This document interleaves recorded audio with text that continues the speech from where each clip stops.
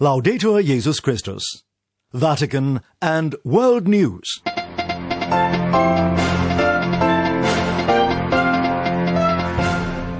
In the headlines this Wednesday, February 24th, Malaysia's bishops say migrants and asylum seekers should be treated with humanity. Pope Francis has sent condolences in the wake of the brutal killing of the Italian ambassador to the Democratic Republic of Congo. And a Catholic-led campaign in Peru is responding to a critical shortage of oxygen supplies in hospitals treating COVID-19 patients. In the Vatican, I'm Christopher Wells.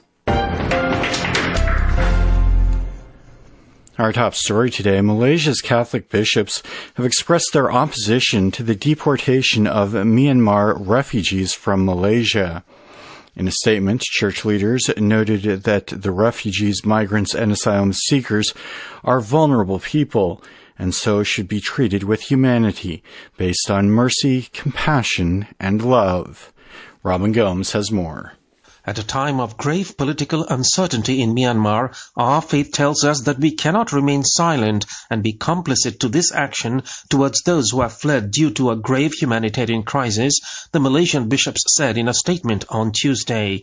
Hours later, despite a Kuala Lumpur High Court order to temporarily halt the deportation, Malaysia's Immigration Department repatriated 1,086 Myanmar nationals in 3 Navy ships. The bishops of Malaysia's 9 dioceses had issued their statement after learning from the media about the government's plan to repatriate 1,200 Myanmar nationals, among them also refugees and asylum seekers. The church leaders pointed out that guaranteeing personal security to the most vulnerable refugees, migrants, and asylum seekers must not only be governed by international laws, but also by the laws of humanity, which are grounded on mercy, compassion, and love. Rights groups Amnesty International Malaysia and Asylum Access Malaysia said there were refugees, asylum seekers, and minors among the deported. According to the United Nations Refugee Agency UNHCR, at least 6 people among the deported were registered with it. The Malaysian bishops urged the government not to subject the lives of these Myanmar nationals into an uncertain and unknown fate by simply repatriating them in these uncertain times. They called for international organizations such as the UNHCR to verify these individuals so that their personal security can be guaranteed. As caring Malaysians, they said, we should not subject anyone to situations that are marked by fear, uncertainty, and unease. Malaysian lawmakers and rights groups on Wednesday demanded that the government explain why it violated the court stay order and deported the migrants, saying it put their lives in danger following Myanmar's military coup. I am Robin Gomes.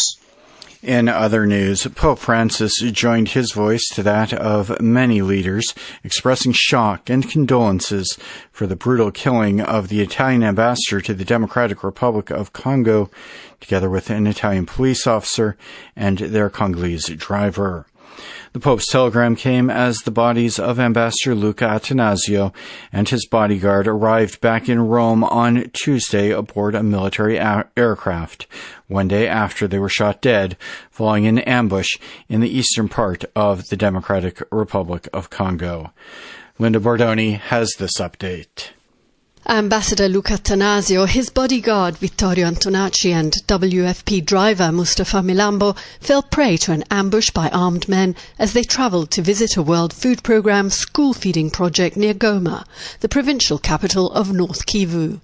No rebel group has claimed responsibility for the attack, but monitors say 122 armed groups are active in the 4 eastern provinces of North and South Kivu, Ituri and Tanganyika, and the United Nations Refugee Agency says more than 2,000 civilians were killed in the region last year. Congolese President Felix Tshisekedi dispatched his top diplomat advisor to Goma to support an investigation by local authorities, and Italian police investigators have flown into Congo for a mission to liaise with police there.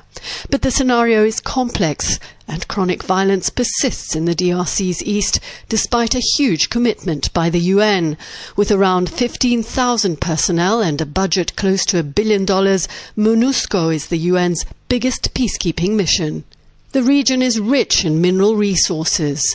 Ituri province is where tens of thousands of people were killed between 1999 and 2003 in an ethnic conflict between the Lendu, who are mainly farmers, and the Hema, who are chiefly herders and traders. In January 2019, President Tshisekedi took office, pledging to make security in the east the cornerstone of his tenure. But analysts say his promises to transfer the army's headquarters, to improve understanding of tactics and strategy in the region, have not borne fruit, while his diplomatic attempts to weave together a regional solution, bringing in Uganda, Rwanda and Burundi, whose relations are historically tense, seem similarly to have come to a dead end. Meanwhile, the people of the Democratic Republic of Congo continue to pay the highest price, as ethnic narratives fuel fear and distrust, and the legacy of colonialism and its struggles over power and resources continue to stoke violent conflict.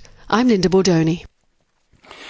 The Holy See has reiterated calls for complete nuclear disarmament or the limitation of armaments under effective systems of control and verification in the face of the principal threats to peace and security in the world today.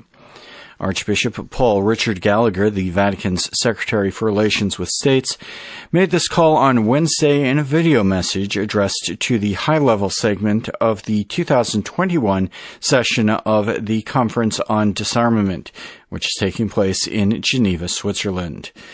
Confronted with the many security challenges the international community is facing today, Gallagher said, it is essential that this conference recognize that certain issues should transcend narrow individual interests by virtue of their contribution to the common good. In light of the importance of the complexity of disarmament and arms control, the Holy See made two recommendations to the member states at the conference. First, the Holy See encourages the member states to engage in an expert study on the issue of verification, which could inform possible future negotiations on disarmament and arms control. And second, the Holy See suggested that the resumption of a formal discussion on limitations of armaments and on general and complete disarmament under effective systems of control and verification should take place, saying such a resumption would be extremely beneficial to the conference, especially in the light of the principal threats to peace and security, including terrorism, asymmetrical conflicts, cybersecurity, poverty, and environmental problems. Concluding his message, the Archbishop stressed that disarmament can no longer be considered an optional objective, but rather an ethical imperative. Turning to the Americas, at least 75 people have been killed and dozens more were injured in 3 separate prison riots in Ecuador. Francesca Merlo has that story.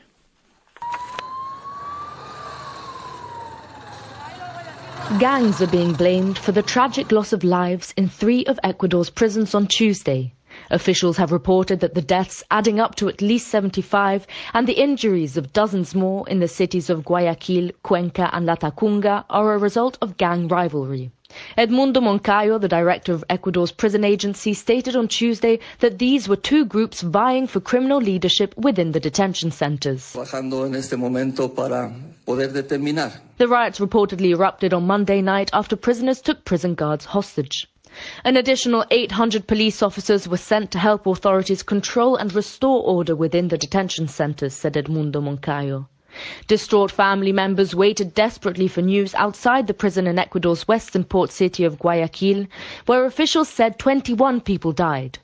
Another 33 died at the prison in Cuenca in the south and 8 in Latacunga in the center of the country. Deadly prison riots have happened relatively frequently in recent years in Ecuador, where prisons are designed for 27,000 inmates but house about 38,000. In December, 5 inmates were killed in a brawl in a prison in Latacunga. I'm Francesca Merlo. In Peru, a Catholic-led campaign is responding to a critical shortage of oxygen supplies in hospitals treating COVID-19 patients. The initiative recently held a second telethon event to raise funds as hospitals across the country buckle under the pressure of rising infections and oxygen shortages. Devin Watkins tells us more.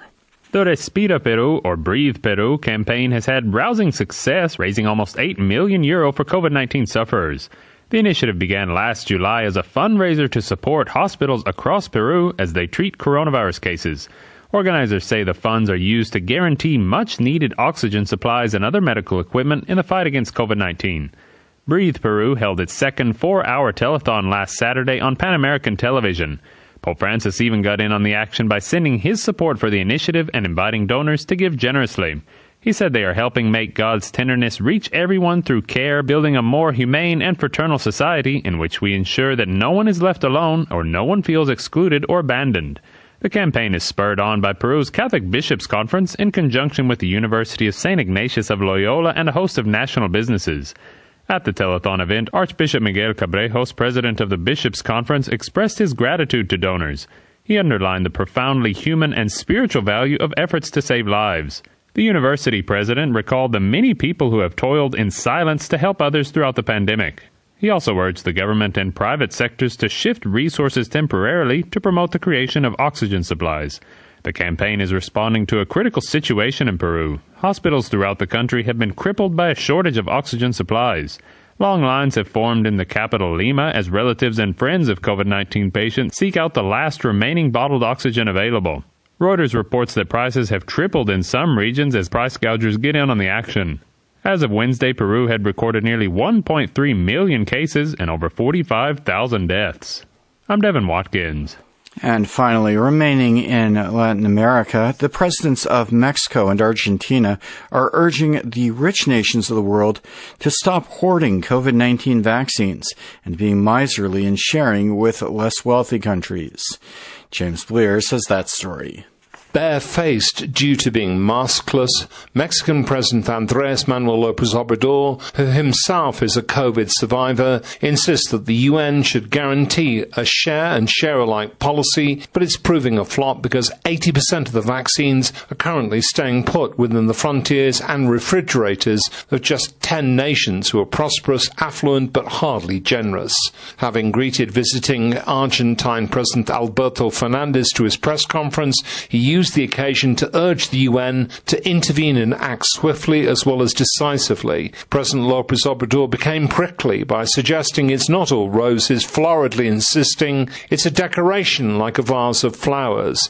He then commented that hoarding is evident. While richer nations are diligently advancing with inoculation programs, Mexico and Argentina are lagging far behind. Mexican Foreign Minister Marcelo Ebrard's already complained to the UN Security Council, pointing out that access is far from equitable. President López Obrador is still being criticized for not wearing a mask, hardly at all. Retorting to opposition legislators, he assured them that he would do so only when corruption was eradicated in all of Mexico. This was shortly before he became infected with coronavirus.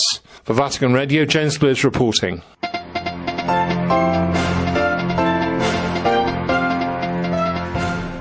And that brings us to the end of this edition of Vatican and World News. For more on these and other stories, and hear this broadcast as a podcast, be sure to visit our web portal at www.vaticannews.va. You can also catch the latest updates on our Facebook page and via Twitter. In the Vatican, I'm Christopher Wells.